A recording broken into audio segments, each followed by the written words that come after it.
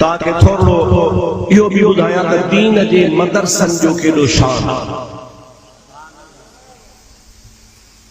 Baghdad जे शहर में निज़ामुल मुल्क तूसी हिकिड़ो वक़्त जो ख़लीफ़ो ई हाकिम ई बादशाह थी गुज़रियो आहे। हुयो त हाकिम पर अल्लाह जो बानो नेक परहेज़गार हो। निज़ामुल मुल्क तूसी रहमतुल्लाह अलैह तमाम वॾो ज़ाहिद आबिद बादशाह हो। उन हिकिड़ो मदरसो क़ाइम कयो जंहिं मदरसे में 4000 शागिर्द पढ़ंदा हुआ। घणा बाबा? उन्हनि जा कमरा भी बादशाह ठाराया, हॉस्टल भी ठारायो, गिलास भी ठाराया, उन्हनि जा वुज़ू खाना भी ठाराया, उन्हनि जा काकूस बैतुल खला भी ठाराया। रोज़ानो 4000 तालिबन खे बादशाह जे खजाने मां नाश्तो भी मिलंदो हो, मजद जी मानी भी मिलंदी हुई, रात जी मानी भी मिलंदी हुई। उहे 4000 शागिर्द पढ़ंदा हुआ। 4-5 साल गुज़री विया। 5 सालन खां बाद में उन निज़ामुल मुल्क तूसी रहमतुल्लाह अलैह पंहिंजे वज़ीर खे चयो त सुभाणे मदरसो घुमंदासीं। 5 साल मूं लाखों रुपया ख़र्च कया आहिनि। ॾिसां त सही त पढ़ाई केतिरी थी हले। मंझंदि जो टाइम आहे। बादशाह सलामत मदरसे जा कमरा घुमण शुरू फरमाया। घुमंदो घुमंदो घुमंदो त सिज लही वियो। रात थी वई। पर इन विच में मंझंदि खां वठी करे मदरसनि जे शागिर्दनि सां मुलाक़ात कई।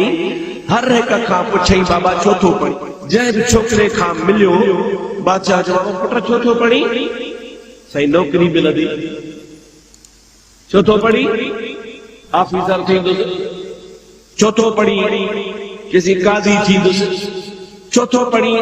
कंहिं जज थींदुसि। अॼुकल्ह जी न अंग्रेज़ी तालीम में नौकरी मिलंदी आहे। उन ज़माने में अरबी पढ़ण वारनि खे नौकरी मिलंदी हुई। ताप सिज रही वियो। मुंहिंजा दोस्तो 4000 शागिर्द ॾिठाई पर कहीं बि ईअं कोन चयो त मां अल्लाह जे रसूल जे रज़ा जे लाइ थो पढ़ां, नौकरी लाइ थो पढ़ां, जज थींदुसि नौकरी मिलंदी। बादशाह खे ॾाढो ॾुख थियो। जंहिंमहिल सिज लथो मदरसे मां ॿाहिरि निकितो तंहिंमहिल वज़ीर खे चई बाबा पहिरो हुकुम मुंहिंजो आहे सुबुह मदरसो बंदि। बस उस्तादनि खे मोकिल ॾे हलिया वञनि, शागिर्दनि खे मोकिल ॾे हलिया वञनि। खज़ाने मां रुपयो बि कोन मिलंदो, मुंहिंजो सभु पैसा हराम थी। मां त ख़ुदा जे राह में ख़र्च पे कयो पर को बि ख़ुदा जे राह में पढ़ण लाइ तयार कोन्हे। मुंहिंजा दोस्तो ॾाढो ॾुख थियो। वज़ीर जेको हो सो नेक हो, उनखे एहसास थियो त बादशाह ॾमरजी पियो आहे। मदरसो जेकर बंदि न थिए, जेकर हले पोइ जीअं तीअं थोरो घणो दीन जो कमु हले थो। कंहिं तरह बादशाह खे राज़ी कया। निकिता पिया अचनि ॿाहिरि। जंहिंमहिल ॿाहिरि मेन गेट ते पहुता, वॾे दरवाज़े ते पहुता त अंदर ॾीओ ॿरियो पे हिकिड़ो शागिर्द वेठो आहे। किताबनि में मस्त लॻो पियो आहे। गोॾड़ा बोजादा भॼूं वेठो आहे। साम्हूं हदीस जा किताब खुलिया पिया आहिनि। बत्ती ॾीओ ॿरे पियो। हीअ ठूठुनि ते टेक ॾियो किताब जे मुताले में मसरूफ़ आहे। वज़ीर बादशाह खे चयोसि हिन हिकिड़े खे त भला ॾिस। हल हल इहो बि नंढड़ो हल साईं भला हाणे आख़िरी गेट ते पहुता हो। हिकिड़ो आहे इन खे ॾिसो त सही। बादशाह चयो ठीकु आहे हलूं था। बादशाह जो अंदर आयो, मथो अची बीठो त छोकिरे खे का ख़बर ई कान हुजे त केरु असांजे मथो बीठो। 5 मिंट गुज़री विया, 10 मिंट गुज़री विया, 20 मिंट गुज़री विया, अधु कलाक गुज़री वियो। किताबनि में मस्त लॻो पियो आहे। बादशाह जे अचण जी ख़बर हुनखे कान्हे का। नेठ आख़िर बादशाह बी चवे थो अबा अस्सलामु अलैकुम। त हुन मथे निहारे चयो वालेकुम अस्सलाम। ईअं चई ॾीओ जो ॿरियो पे खणी रखे फूक ॾेई छॾी। फूक ॾेई ॾीओ विसाए बादशाह खे चइसि जो ख़बर की आया हो। बादशाह चोजे त कीअं आयो आहियां उहा पोइ जी ॻाल्हि आहे, पर अवल मूंखे ॿुधाए त तूं ॾीओ छो विसायो आहे? ॾीओ छो विसाई, उहो छो विसाई, पोइ ॿियूं तोखे पुठो ॻाल्हियूं ॿुधाए। जैसे ॾीओ इन जे करे विसायुमि जो बादशाह जे खज़ाने मां असांखे ॾीओ तेल ऐं वटि क़ुरान ऐं हदीस पढ़ण जे लाइ मिलंदो आहे, कचहरीअ जे लाइ कोन मिलंदो आहे। मां जेसीं ताईं क़ुरान पढ़ियो पिए, हदीस पढ़ी पिए, ॾीओ भरियो पिए, अमानत में ख़यानत न पे कयमि।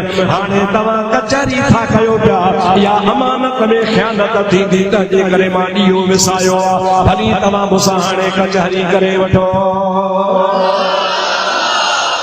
बादशाह खे जेका दिल में कावड़ी सा नहीं पुछई सबा तूं छो थो पढ़ी? मां सिर्फ एतिरो तोखां पुछां थो पढ़ी छो थो? बादशाह खे चईसि मां इन्ही जे लाइ थो पढ़ां त अल्लाह राज़ी थिए ऐं मदीने वारो मीर राज़ी थिए।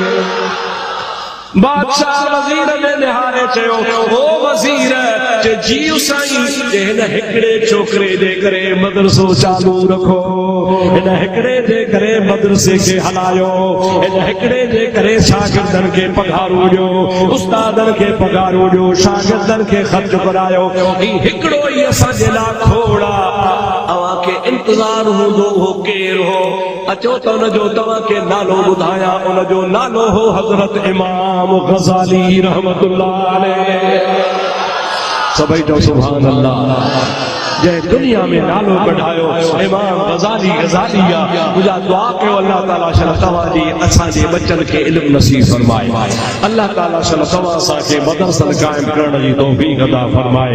चल अल्लाह से तव्हां असांखे इल्मु नफ़े वारो अता फरमाए। मूं जेका आयत पढ़ी उनजी माना इहा आहे, कुल हल यस्तविल लज़ीन यअलमून वल्लज़ीन ला यअलमून। ऐं मुंहिंजा मोहम्मद करीम तूं माण्हुनि खे चई ॿुधाए जेके इल्म वारा आहिनि उहे बे इल्मनि जे बराबर न आहिनि। बे इल्म इल्म वारे जे बराबर न आहे। इल्म वारे जो वॾो मक़ाम आहे। दुआ कयो अल्लाह ताला तव्हां असांखे इल्म वारनि जी मोहब्बत नसीब फरमाए। मूंखे ख़ुशी थी आहे जो हज़रत साईं नजीउल्लाह शाह रहमतुल्लाह अलैह जो अॼु रूह ख़ुशि थियो हूंदो जो उन्ही जो पोटो इल्म जी दस्ता